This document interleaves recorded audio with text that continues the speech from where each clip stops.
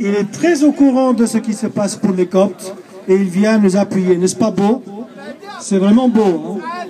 Bon, alors Hassan Chalgoumi est né... Hassan Chalgoumi est né à Tunis et il est une personnalité musulmane française d'origine tunisienne. Il est président de l'association culturelle des musulmans de Drancy, de la mosquée d'Olnour. Alors, il est le représentant... خلينا نتكلم يا حبيبي انت يا فندم لو هتكلم كده هنمشيك انت يا استاذ. Alors il se dit, il est représentant de l'islam modéré et républicain. Il prêche le dialogue d'aller l'un vers l'autre. Et Bernard-Henri Lévy l'a qualifié d'un homme courageux. En février dernier, donc il y a seulement 2 ou 3 mois, il a organisé une cérémonie d'hommage aux Juifs déportés au mémorial de camp de Drancy. Il a rassemblé 140 imams avec des rabbins et il y avait plusieurs prêtres coptes. Le ministre de l'Intérieur, M. Manuel Valls, a assisté à cette cérémonie. Donc aujourd'hui, on est heureux pour cet homme courageux qui vient pour supporter la cause égyptienne, pour supporter ce qui se passe aux Coptes en Égypte. Merci Hassan. أولا تحية كبيرة.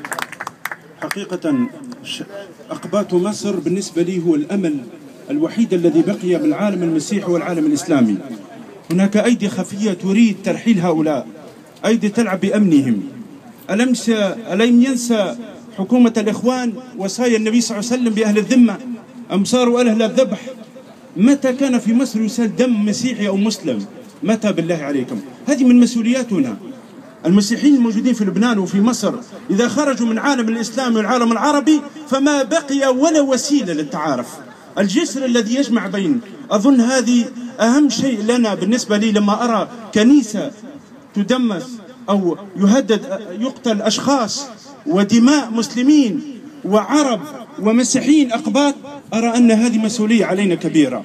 لذلك أحبتي أجيد هنا مجيئي لست فقط لأني أصلي تونسي أو أن قلبي في مصر، مصر أم الدنيا. أنا لما سمعت الأناشيد اقشعر جلدي. نعم، كيف هذه مصر التي كانت مثل للدنيا كلها في العالم المثل، نسأل الله السلامة للإرهاب والقتل وكذلك للاعتداء على بعضها البعض. فأظن أن هذا وقت على الحكومات كلها، الحكومة الفرنسية بأولها وعلى الشعوب كلها أن تتحمل، وما يقع في مصر نحن مسؤولين عليه. Mes chers frères et sœurs, vous savez, les événements qui se passent en Égypte, ça nous concerne tous. Pour moi, la communauté copte, c'est l'espoir entre l'intermédiaire entre le monde musulman et arabe et le monde chrétien.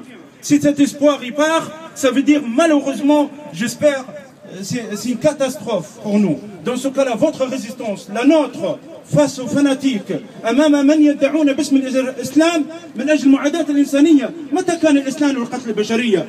متى كان ألم يوصي نبي الإسلام وعمر يقول عليكم بأهل الذمة؟ متى كانت الكنائس تمس من 14 قرن عندما جاءوا هؤلاء باسم الإسلام؟ أليس أولى بالإخوانية أن يؤسسوا الإخوانية الإخوان بينهم، أن يؤاخي بين المصري العربي المصري القبطي المصري العربي المسلم؟ كان الأولى لهم، ولكن أن يضرب الرجل بالرجل والأخ بأخوه هذا نسأل الله السلامة علامة لفشلهم، علامة لفشلهم وخسرانهم. فذلك أحبتي في الله أنا موجود بين ظهرانيكم، ما يؤلمكم يؤلمني، وأسأل الله أن يعيد مصر حرة لكل قبطي وكل مسلم عايشين فيها بكل عز، حب من حب وكره من كره. مصر للجميع.